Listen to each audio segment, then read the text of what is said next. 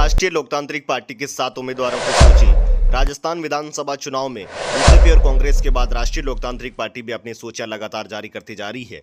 BJP की और कांग्रेस की अंतिम सूची का इंतजार है, लेकिन राष्ट्रीय लोकतांत्रिक पार्टी की 7 उम्मीदवारों की सूची जारी होने के बाद सियासी गलियारों में पूरी तरीके से चर्चा होने लगी है।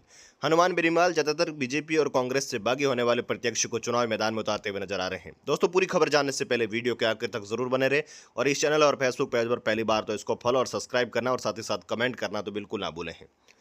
राजस्थान विधानसभा चुनाव में राष्ट्रीय लोकतांत्रिक पार्टी ने लोहावट की विधानसभा सीट पर सत्यनारायण बिश्नोई को चुनाव मैदान में उतारा है। लोहावट की विधानसभा सीट पर जानकारी के लिए बता दें तो बीजेपी से गजेंद्र सिंह खिंवसर चुनावी मैदान में है।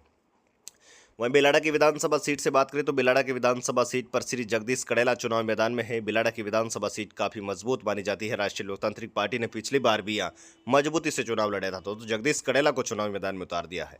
लूणी की विधानसभा सीट जहां से कांग्रेस ने महेंद्र बिश्नोई के ऊपर भरोसा जताया, वहीं लूणी की विधानसभा सीट पर श्री बद्रीलाल प्रजापत को चुनाव मैदान में राष्ट्रीय लोकतांत्रिक पार्टी ने उतार दिया है, क्योंकि राष्ट्रीय लोकतांत्रिक पार्टी ने पिछली बार भी यहाँ काफी मजबूती से चुनाव लड़ा था।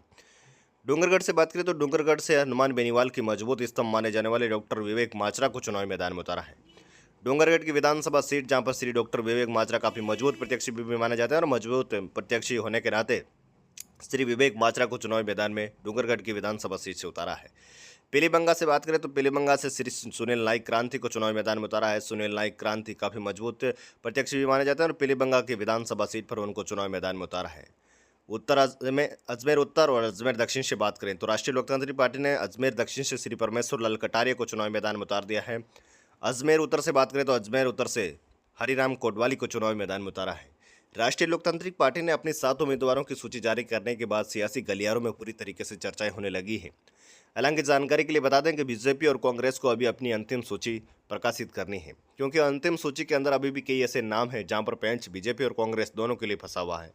बीजेपी और कांग्रेस अब आखिरी समय में नहीं चाहती कि कोई बगावत का सामना करना पड़े और राष्ट्रीय लोकतांत्रिक पार्टी को इसका फायदा मिले।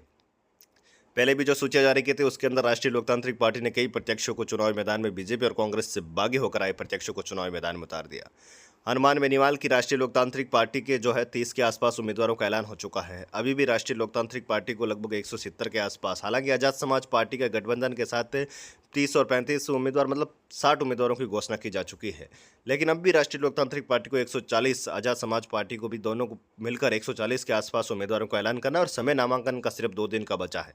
तो आज देर रात तक बीजेपी, कांग्रेस और राष्ट्रीय लोकतांत्रिक पार्टी की बड़ी सूची आपको देखने को मिलेगी, क्योंकि अब नामांकन का समय कम बचा, तो ऐसे में आज शाम तक सभी पार्टियां पूरी तरीके से अपने प्रत्याशियों का ऐलान कर देगी। इसी प्रकार की अपडेट के लिए आप हमारे इस न्यूज़ 21 फेसबुक पेज और यूट्यूब के साथ जरूर